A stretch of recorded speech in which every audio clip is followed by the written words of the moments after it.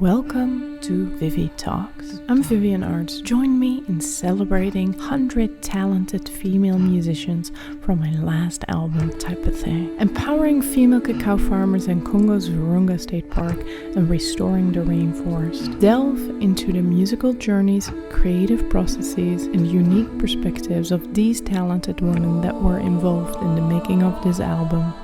Today I'm talking to Paulina Fuentes, Mexican singer, songwriter, and vocal teacher leaning towards musical therapy. Paulina was born in Mexico City and began her musical education in choral ensembles with courses in New York. And in 2001, she started her formal studies in singing, exploring different styles and techniques, from Bel Canto to contemporary music, navigating through jazz, gospel, bossa nova, and folk. In 2006, she got her bachelor degree in music and specialized in vocal studies.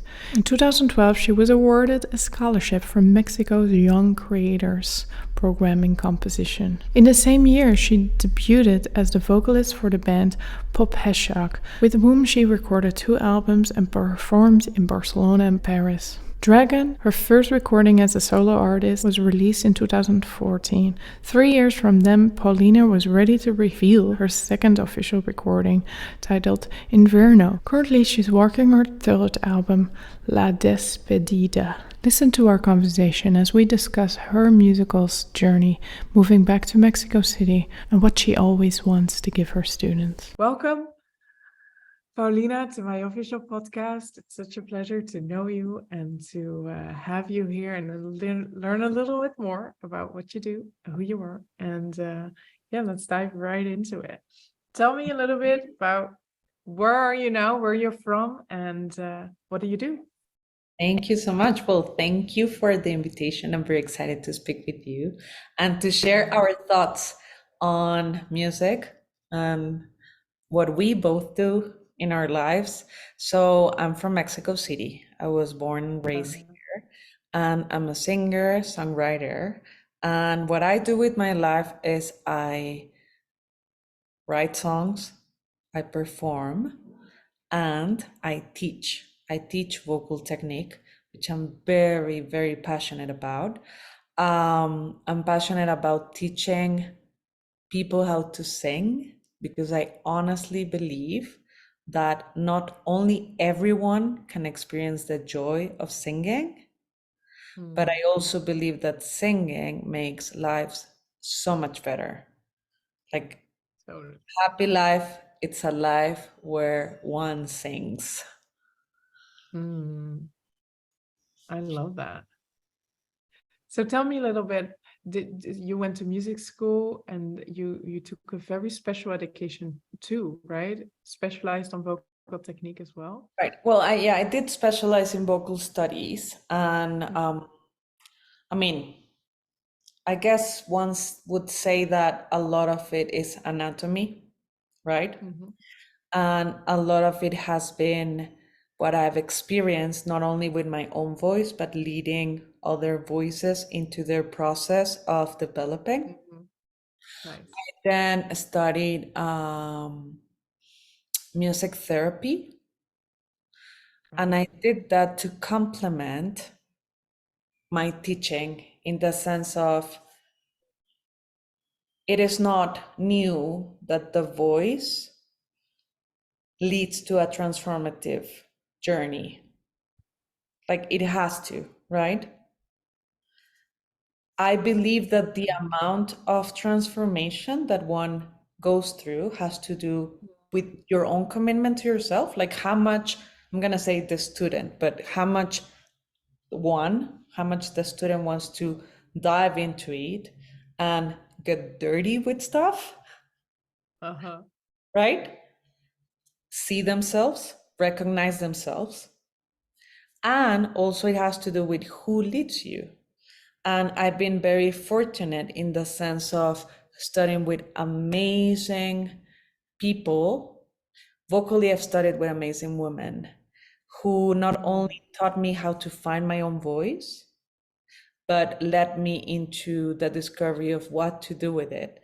And that was also my responsibility. Like, I saw and I've seen in my life how my vocal process, it's almost as it leads my perspective on life, and my experiences in life also mark the way my voice tells me things, right? So I always tell my student, like, your voice tells you things about yourself. Like, your singing limit tells you things about yourself. The experience of expressing will tell you things about yourself that you maybe didn't know. So that is very broadly what lies behind my teaching and the way I decide to lead my teaching. So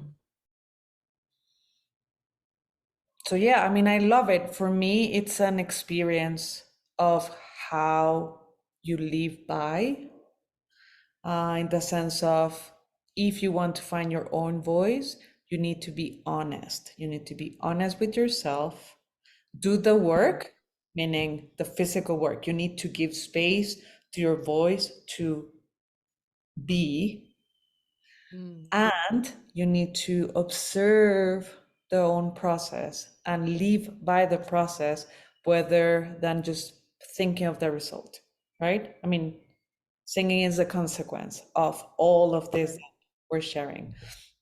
I don't know if I was clear. It was a lot of information for the first 3 minutes of the No, podcast. I think that was nice. That was great. Thank you for sharing that. I think that's beautiful how you describe that the voice is a reflection of who you are. And if you start developing your vocal range and your musical ability, then that says something about you too. I think that's great. Yeah. Thank you. You play in different bands. Tell me a little bit about the music you perform. Is it jazz? Is it original? I don't know. mean, I I mean, already know a lot.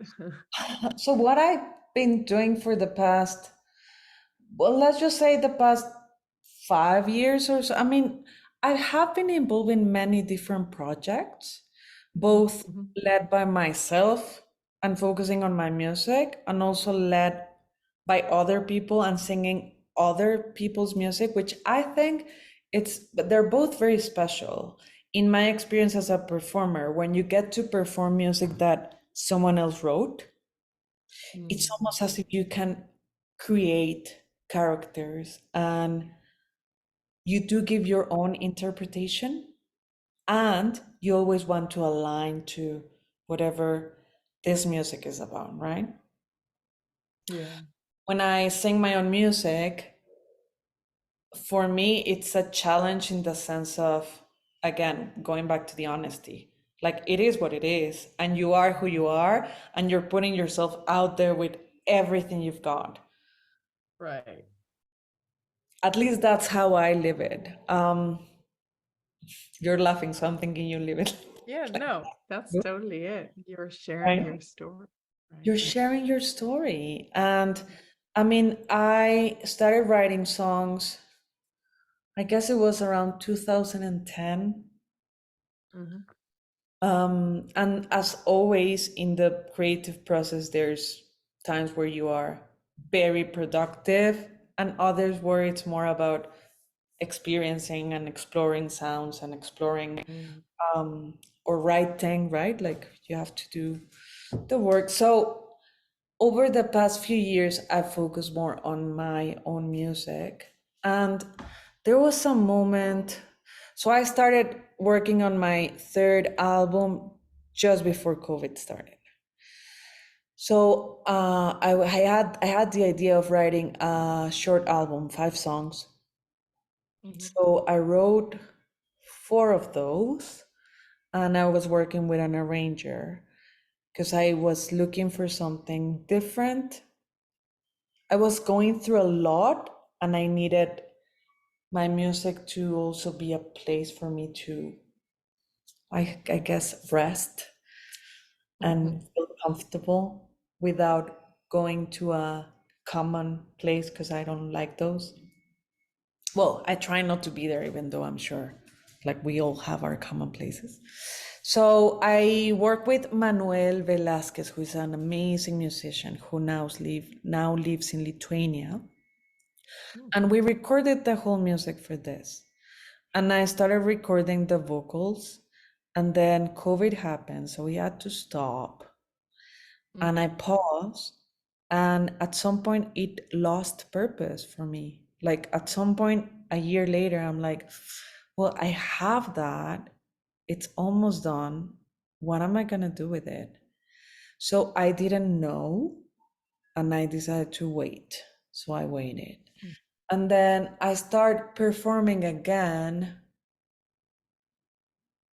about 9 months ago in Mexico City. As context, before COVID, I had just moved back into Mexico City after being for quite some years away. So it's a different experience to go back to the place where I actually developed my career. And I also lost a lot of contact with musicians,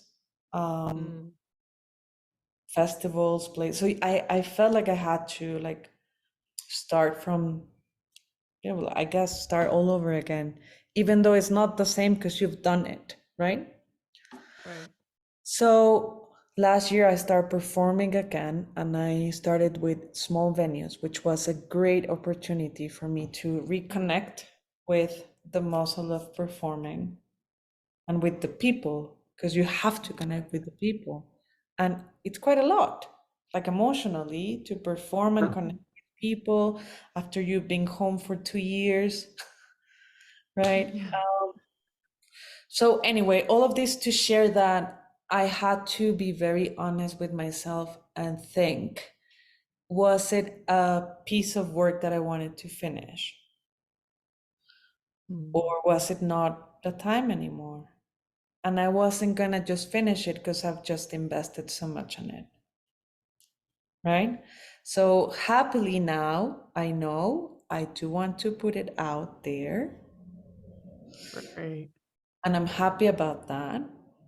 I did decided to record the voices because I feel my voice in such a different place that I want to allow myself to give that voice, that space, the opportunity to be heard right now, right? Like as it is, with whatever better or worse or edginess or perfection, you know?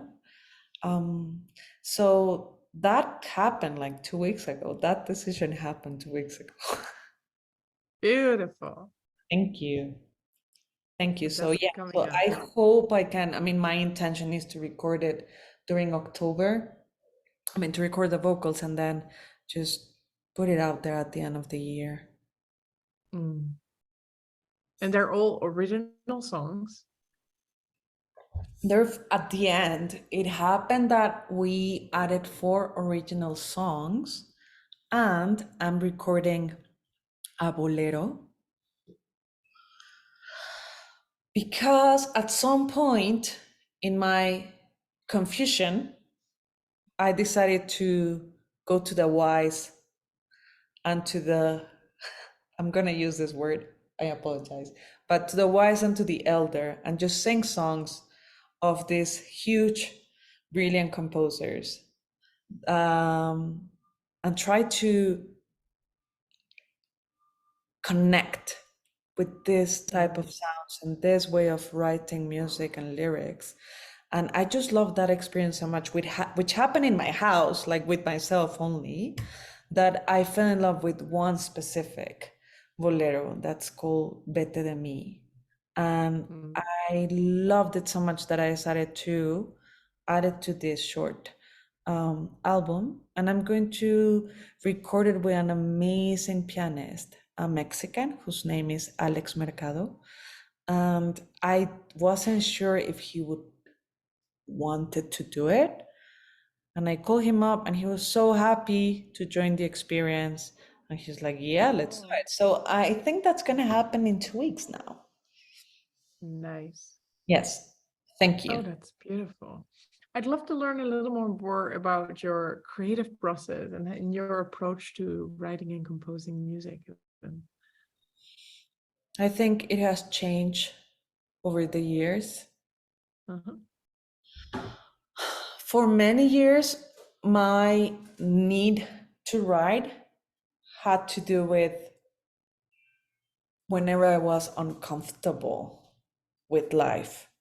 Like whenever something was happening and I wasn't comfortable with it, my way of processing it was through music. And for most of my songs that I've recorded or play live, when I was creating them, I never thought it was going to be for the public. Like I really did it as a very personal, very personal forum. I throughout those years, in some interviews, people would often ask me, do you often write when you're sad? And I thought I did, but then years later I realized, no, it wasn't sadness, it was discomfort. You know, when you're dealing with things and sometimes things are just too big to carry on this chest and the body. And so yeah, it was mostly a process for myself. And then eventually I got caught into the music. And then eventually maybe this rhythm and maybe these melodies and da da da da. And then you had a song. And then at some point you have so many songs or enough that you're thinking, maybe I can do something with this because I really enjoy them.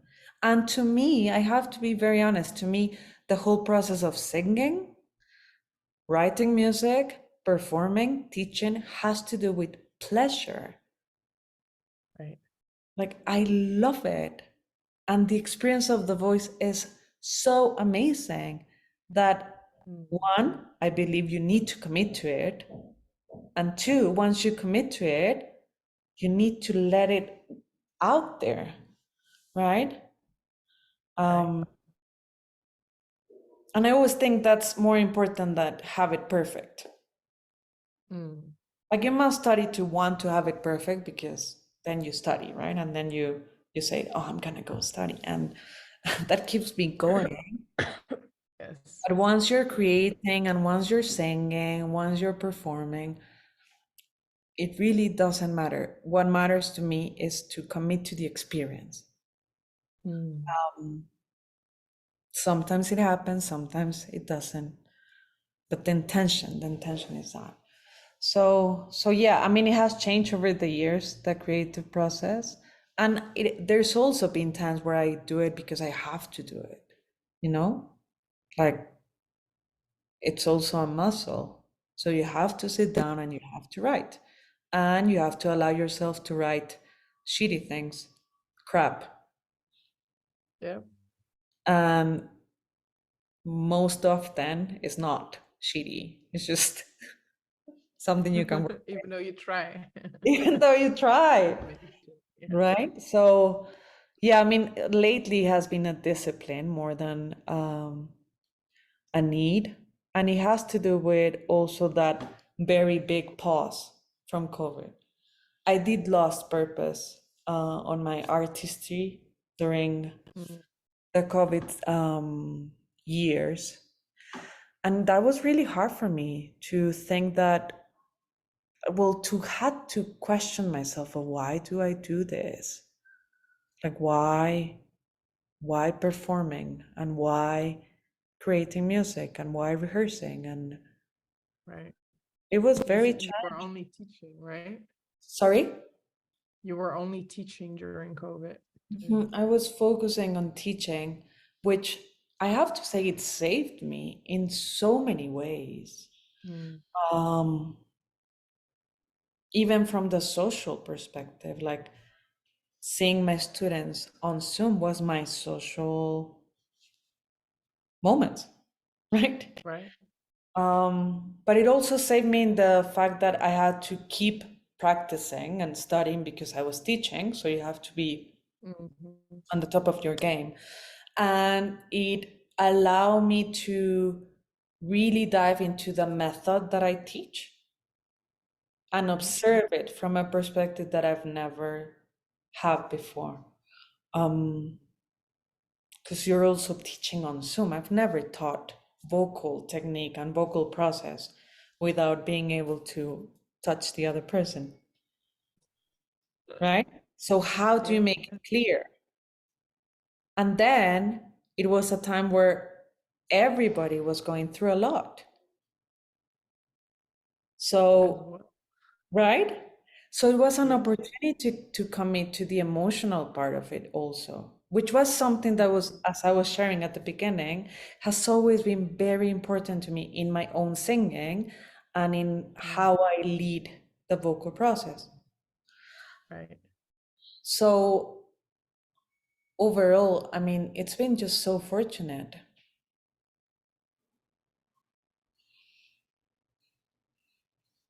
Yeah. Beautiful. Can you share a significant moment where your music had an impact on somebody?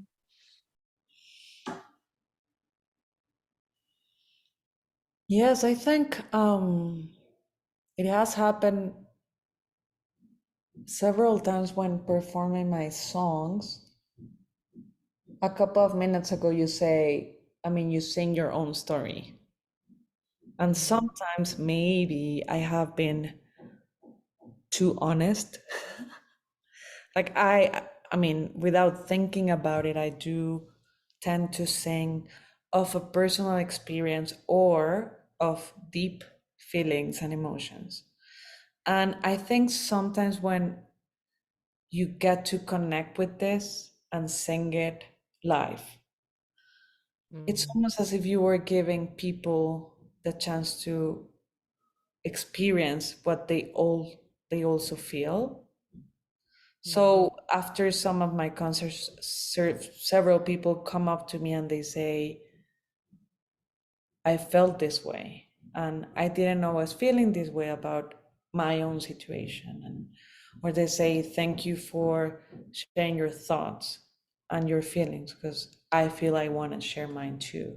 So that for me has been very important, more than musically, right? It's almost as if I felt that sometimes through the voice, one is able to inspire the other one to be truth or honest with themselves. So again, it has to do with one that like the inner experience more than the putting things out there, but like feeling and recognizing how we are doing is not always easy. Like how many people ask themselves that? Like, how are you doing today? Or in every level, right? Like, or do we actually stop to think about it? Actually give an answer. Yeah. Right? Totally. Yeah. Yeah, It brings people back to their mental, physical state. Yeah. exactly. So, I mean, I think as a performer, that has been important to me. I guess everyone has a different experience. But yeah, I guess sometimes when you think, why am I doing this? That is kind of a good reason to remember. Right. Yeah. So yeah. I'd love to hear what's an important musical or life lesson that you remember that really helped you, and that you spread. Obviously, I expect then to that's something you pass on as well. Okay, that's a great question because I'm thinking about several, but so I've always tried to be a student. Or at least I try to have that perspective. And I've been very fortunate to be able to be around amazing people, not only musicians, but amazing people. And I think one important thing that happened years ago, I was very young. It must have happened like 20 years ago. And I was actually studying classical music. I started singing opera. That was like the first dive into music. And it was really challenging. It was really challenging because first, I don't have the stereotypical voice of a soprano, which I am. And I was studying with a teacher, a German teacher, who was really, really tough. She was really tough in general. And I wasn't enjoying the process. So within all of that, I ended up in this vocal workshop with this amazing Argentinian teacher who her name is Eve Rosel, and she's amazing. She still teaches in Mexico City. And I remember like trying to get it right. It was the moment of trying to get right whatever I was doing. And it was a group thing. So she came to me and she held my hands and she said, if you don't enjoy it, you shouldn't be doing it. And I was like, what? Because I forgot that I was doing this because of joy. I forgot. I was so into the needing to do it right. And it was the first time I realized that the process was more important. That was it. And eventually I stopped singing opera and I stopped studying that and I went into a jazz school. But I mean, it took years for the whole transition, but it really stuck with me. Like, you have to enjoy it. Yeah. So I do tell my students that, like, there's so many, we get so caught up into I have to do it perfect, right? And I tell my students, you have to focus on the process. This is where you learn. And the process is what will give you the knowledge to, on one hand, give the space to your voice to develop, and on the other hand, to let it out, right? I mean, you will sing, of course you will sing because you're studying it and we're practicing and you will make it to whatever that means. But it's about enjoying the process. So that was the first time I heard something like that. And it was an amazing reminder. I really like that. Yeah, thank you for unblocking that memory. I had forgotten this, like the moment. It's so, you hear a lot, people lose the love for the initial passion they went in for it, and then they get all caught up in, I mean, society is built to make us that way too, right? We're scrolling and we're comparing, compare, despair. Yeah, it's an issue, and that's not why we make music. It's playing music and sharing a story, and yeah, if you don't like it, then why would anybody come to your show to see you not like it? Definitely. That's it. Yeah. And I mean that it's also sometimes it's difficult, and we've all been through moments where you don't get it or you don't feel it, and that's also part of it. Yeah. But I guess in those moments, maybe there's a chance to remember, like, why are you doing this? And Right. right? Yeah. So, Totally. Yeah. I have another question. Because there's a bunch of women in this project, I have to ask the question, can you talk a little bit about like women? Is there, have you faced any stereotypes or biases, or has the, female musician, and how do you challenge or overcome them? Like in my career, in like, Or in general, either way. yeah, well, I think I'm gonna use this word, which I don't think we should, because I'm gonna say I've been lucky. A woman shouldn't be lucky for being respected. Right.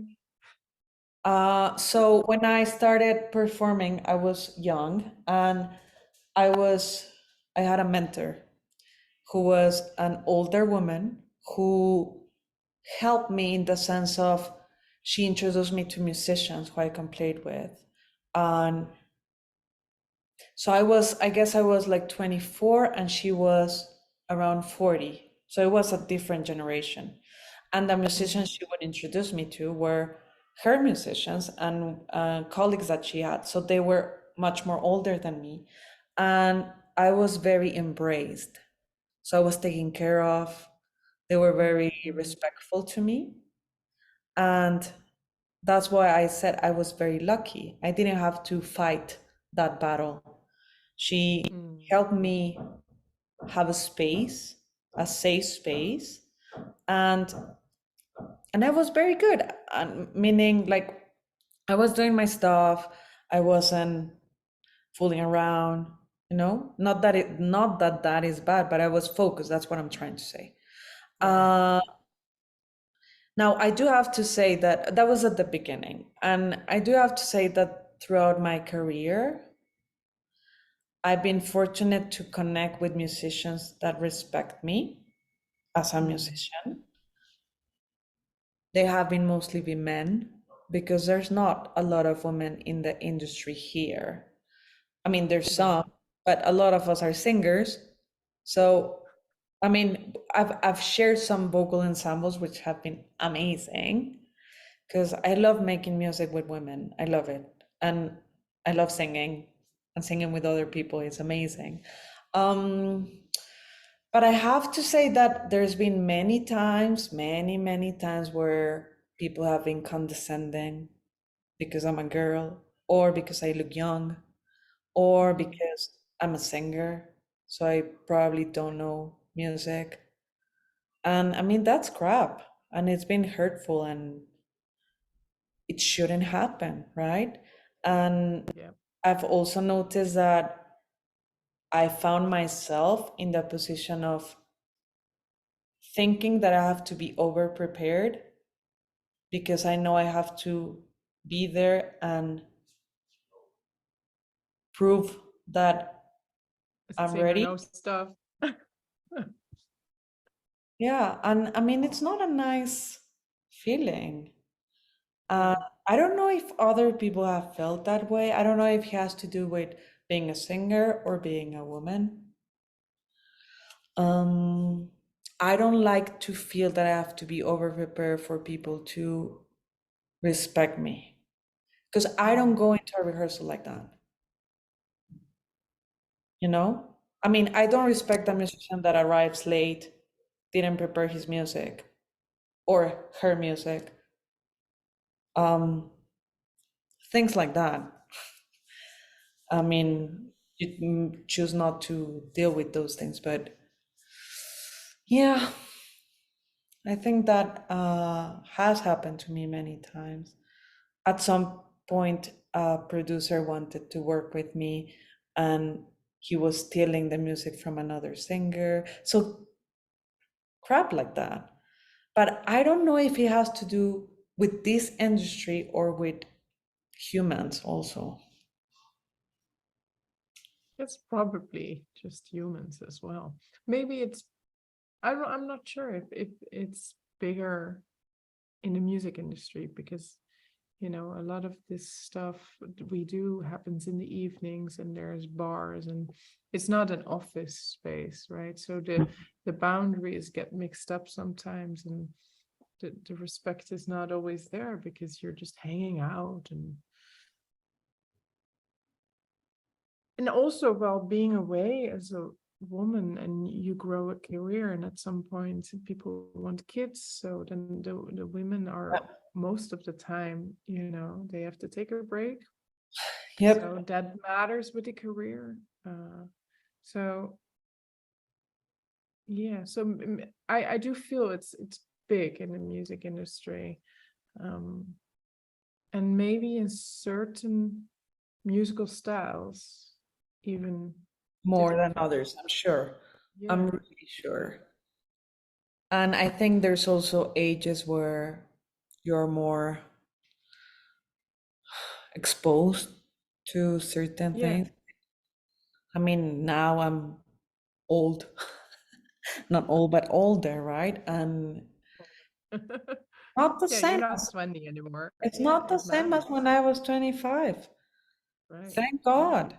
And I mean, I think I was fortunate, and no one should, like, you know what I'm Being saying? Like, fortunate, right? It should should just just not be be an issue. It's should not be a topic even, right? exactly. Yeah. And I guess, I mean, also the way that we're making it a topic, Yeah. it will add to the Yeah. fact that at some point it cannot be a topic. Yes. So yeah, that's my experience.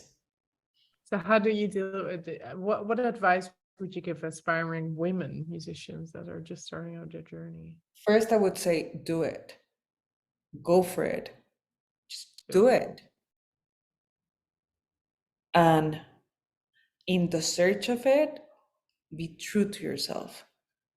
Because things get really hard. Things are really hard. And I really believe if you're true to yourself, you'll know. Knowing is so important. It's so important to know in every aspect. Like from why are you doing this to what are you doing? Like even on stage, like when you go on stage, you need to know what you're gonna do. Right. And most of the times it won't happen, right? Which is good, but you have to be ready for what you're doing. So go for it and know what you're doing, know why you're doing, know who you are. And that takes time. That will change over the years. But if you always ask yourself, then you'll always have that answer. And Right. yeah. Great. How do you navigate a balance between like staying true to your artistic vision and meeting commercial expectations, or like how do you keep balance in your life? You have to do music business stuff, and then you have to do the teaching, and I mean you're wearing a lot of different hats. How do you navigate like balance? On the physical level, I sleep. And I sleep 7 hours every day. You're strict about it. And I'm strict about it, Nice. and I exercise because those two things keep me balanced. Just keep me settled in myself physically. I think that to navigate all of this and to find a balance, you need to be healthy, you need to be okay. So on the physical side, I do that. In addition, it doesn't matter where I am or how crazy it is.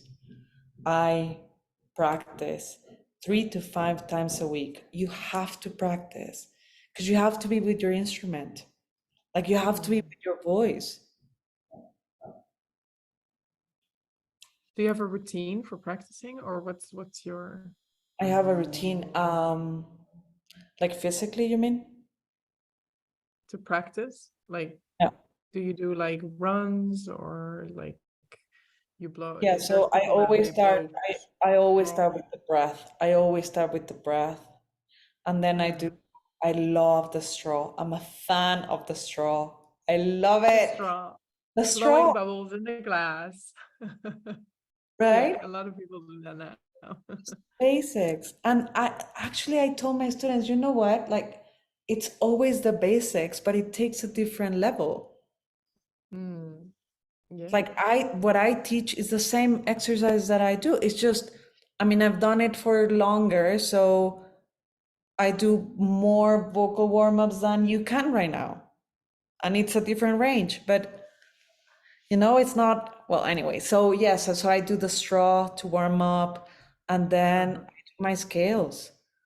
And I always finish with songs, whatever, but you need to sing songs because it's so much joy. And some days, and you know this, some days are amazing, and some days you just don't have it. But that's why, in my experience, you need to be in touch with your instrument. And then within all of this, like music business and tararara, it has changed over the years. 10 years ago, I still thought that I had to prove so much because the music industry is like that. And you have to put yourself out there and you have to have content all the time and you have to, and you have to. And then at some point I was like, no, I don't think I have to right now. Like, I want to sometimes, Yeah. but it has changed. It also has to do with the fact that I am in a different moment of my life and I love teaching and I want to give time to my teaching every day. So that implies a discipline. And it also means that I have a schedule. So I don't know if I answered your question. Yeah, no, that's great. Yeah. So yeah, that's it. That's how I feel it. I do have to leave soon because I have to go teach. Yeah. I have one last question. Go for it. Are there any upcoming projects or goals you're excited about? Thank you. So I am very excited to release that short album. And I have to be honest with you, half of it is because I reconnected with it and I decided that it is close to my heart. So I want to put it out there. But also because I am starting to write new music and I cannot give it the space until I've given the space to this other project. Right. So for me, it's a one project with different phases. I am excited about the teaching that I'm offering, just because it is a space where people feel inspired, and I'm so grateful about it. And I see my students be transformed, like they transform themselves. And I see how they arrive to the class and I see how they leave after the class. And because of how it's been developed, my teaching practice has been growing so much. Like right now, I see 25 people per week, which for me, it's like a lot. And I'm looking into different ways of being able to broaden my teaching. So I'm developing some workshops that I will be doing. We'll see where it leads, but I do feel that it's a way of expanding my own self, and I see the wave of it. So when something feels expanding and full of joy, that's where it is. Yeah. Right? Beautiful. So well Thank put. you. Well, I'm gonna put all your information in the description so they can find you on your website. Right? Is that paulinafuentes.com? It's paulinafuentes.mx. MX, Mexico. Now, to be And very Instagram? honest, the contact with me, it's always through IG. So it's Paulina Fuentes Vocal Technique. And that's where people can have a dialogue with me, and I post things about the method. So yeah, that's it. Nice. Awesome. Well, thanks so much for being part of my project and for being part of this podcast. It's it's such a pleasure to know you, and I'm sure we'll stay connected. And yeah. Yeah, I love this conversation. Thank you so much for the space and for giving space to all of these women who shared a space in your music. Right. That's also very valuable. So thank you for your time and for thinking about ways in which we can stay connected and Yes. share. So I want to thank you for that. And let's keep in touch. Totally. Yes. As I conclude this episode of ViviTalks, I want to express my sincere gratitude for joining me in this musical journey. I hope you enjoyed exploring the stories and experiences of the incredible female musicians on my album. To stay updated on our latest episodes, subscribe to ViviTalks on your favorite podcast platform. Connect with me on social media through Vivienne, and please check out my album Type of Thing, a musical exchange featuring 100 female musicians to empower female cacao farmers of Virunga State Park in Congo. It's about more than just music.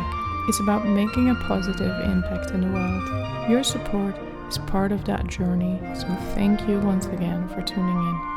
Until next time, keep celebrating the power of music, and let's continue to amplify the voices of remarkable women in the industry. Stay inspired, stay empowered, and keep the music flowing. With love and gratitude. Till soon.